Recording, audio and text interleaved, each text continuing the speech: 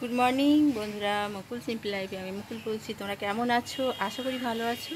ঈশ্বরের আশীর্বাদে, তোমাদের ভালোবাসায় আমরাও ভালো আছি। আর দেখো, আজ সকাল থেকেই তোমাদের সাথে আমি ব্লগটা শুরু করছি। আর মেঘের অবস্থা খুবই খারাপ। খারাপ বলতে কখনো খুব ঘনিয়ে আসছে, আবার কখনো আস্তে আস্তে মেঘটা কেটে যাচ্ছে। তবে এখন কিন্তু বেশ ঘনিয়ে এসছে, আর বেশ কি বলবো, বাজ পড়ছে, জানো তো। সকালবেলার দিকে বৃষ্টি এরকম, আর সকালবেলার দিকেই দেখবে সকলের কাজকর্ম থাকে, আর সকালবেলা বৃষ্টি বৃষ্টি হলে একটু অসুবিধা হয়। আমাদের মতন সবাই তো বাড়িতে থাকে না, সবাই তো বাইরে কাজ থাকে, তাই না? তো যাই হোক, প্রকৃতি তো সেসব মানবে না, প্রকৃতি নিজের নিয়মে চলবে। তো দেখো, সারাদিন দেখতে থাকো, আশা করি তোমাদের খুব ভালো লাগবে। এখনও রান্নাবাড়ি সব বাকি আছে, কিচ্ছু হয়নি। তো রান্না করে নিই, তারপরে তোমাদের সাথে সবই শেয়ার করব। যদিও তো আপাতত ওয়েদারটা কিন্তু এমনিতে খুব বেশ ঠান্ডা ঠান্ডা রয়েছে, কি বলবো, রোদ্দুর না থাকলে যা হয় আর কি। তো রোদ্দুর নেই বলে কিন্তু সকলে বেশ সুন্দর যাতায়াত করছে। এখন দেখেছো, আকাশ ঘিরে আছে, কিন্তু রাস্তাটা এখনও শুকনো আছে, বৃষ্টি এখনও হচ্ছে না। তো হবে কিনা জানি না, হয়তো মেঘটা কেটেও যেতে পারে, বলা যায় না কিছু। তো চলো আবার যাই রান্নাঘরে, একটু কাজকর্ম করতে তো হবেই, রান্নাঘরে তো ঢুকতেই হবে, তাই না? আজকে শুক্রবার, আজকে একটু ছোলার ডাল করব।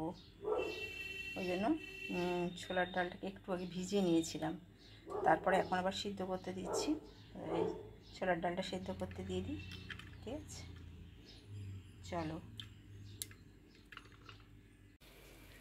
5 ফোড়ন দিলাম, শুকনো লঙ্কা দিলাম, আর দিয়েছি খানিকটা হিংটা একটু বেশি করে দিয়েছি। দিয়ে দিলাম কুমড়োটা আর আলুটা। চলো এটা একটু ভাজা ভাজা করে নিই। আজকে করবো একদম নিরামিষ কুমড়োর তরকারি, যেটা একেবারে লুচি পরোটা সাথে খুব ভালো লাগবে, ভাতের সাথে ভালো লাগবে, কিন্তু লুচি পরোটার সাথে বেশি ভালো আসে, যেহেতু এটা মিষ্টি মিষ্টি তরকারি, তো সেই জন্য। তো চলো ওটাকে ভালো করে আগে ভাজবো। হ্যাঁ, আর এখানে ছোলা তো ভিজিয়ে দিয়েছি, কুমড়োর তরকারি মানে ছোলা তো থাকবেই, তাই না? তো দেখো, আমার কিন্তু কুমড়োর তরকারিটা কষা আরম্ভ হয়ে গেছে। আর ছোলাটা দিয়ে দিয়েছিলাম, আর সাথে দিয়েছি একটু হলুদ, লঙ্কা দিতে তো হবেই, আর সাথে একটু জিরে গুঁড়ো দিয়েছি। হ্যাঁ হ্যাঁ, আর একটু আদা দিয়েছি। তো এই ব্যাস আমার হচ্ছে মশলা, আর কোনো মশলা থাকবে না। এবার এটা আমি কষতেই থাকবো, হাতে করে একটু করে জলের ছিটে দেবো আর কষবো। হ্যাঁ, নুন মিষ্টিটা দেবো, তারপরে নাবানোর সময় ঘি আর গরম মশলা দিয়ে নামিয়ে নেবো, ঠিক আছে? তো চলো তোমরা দেখতে থাকো, আশা করি তোমাদের খুব ভালো লাগবে। আর এই যে জিনিসগুলো, আমাদের এগুলো হচ্ছে পুরনো মা ঠাকুমারা এইভাবে রান্না করতো। হ্যাঁ, তো আমরা আমাদের মা ঠাকুমার থেকে এগুলো শিখেছি। আর এটা টেস্ট কী বলো তো, হিং ফোড়ন দিয়েছি তো, এটাতেই কিন্তু অনেকটা টেস্ট হয়ে যাবে, বুঝেছ? তো চলো এটাকে আমি একটুখানি নাড়তে থাকি, কষতে থাকি, আর তোমরা দেখতে থাকো। তো দেখো, আমি নুনটা দিয়ে দিচ্ছি চতুর্দিকে ছড়িয়ে।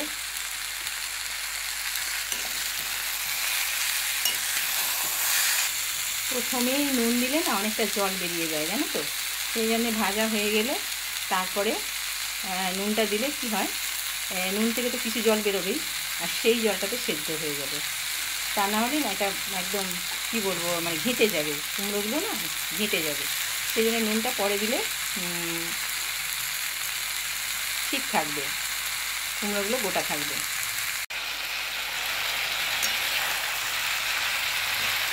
তো দেখো বন্ধুরা, আমার কিন্তু কুমড়ো আলু অনেক সেদ্ধ হয়ে গেছে, আর ছোলাগুলোর সাথে সেদ্ধ হয়ে গেছে, ঠিক আছে? তো এবার আমি তোমাকে রেখে দেবো।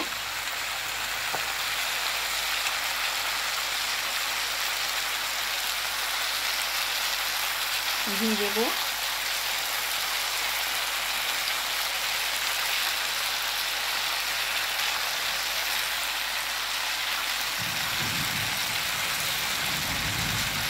আর দেবো সানরাইজের গরম মশলা, সানরাইজের গরম মশলা দেবো, দিয়ে এটাকে ভালো করে নাড়বো।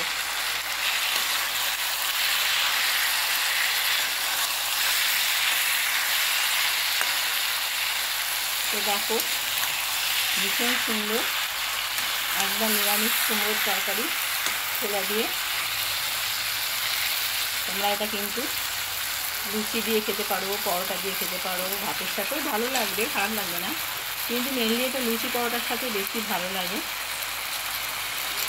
তো তোমাদের কেমন লাগলো অবশ্যই জানাবে। আর কীরকম মেঘ ডাকছে দেখছো, শুনতে পাচ্ছ তোমরা?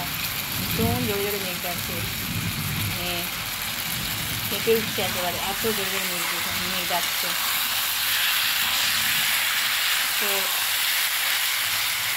এখন ভাঙবে না কিছুতেই, যেহেতু ভেজে নিয়েছিলাম না প্রথমে, আর নুন দিয়ে নিতে, প্রথমে নুন দিলে কী হতো বলো তো, তেমন একটা মানে ভেঙে যেত আর একটু ঘ্যাস মানে কী বলবো, ঘেটে যেত আর কি, বুঝেছো? তো প্রথমে ভেজে নিয়েছিলাম, আর তারপরে নুন দিয়েছি পরে, ওই জন্য সব গোটা গোটা আছে দেখো, অথচ ভেতরে কিন্তু নুন মিষ্টি মশলা সব ঢুকেছে।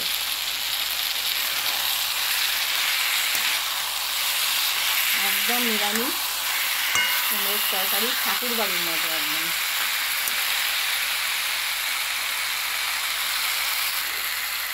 যারা কুমড়োর তরকারি খেতে চায় না তারাও খেয়ে নেবে, এত সুন্দর মানে গন্ধ, এত সুন্দর গন্ধ ছাড়ছে যে মনে হবে যেন এখনই খেয়ে নিই।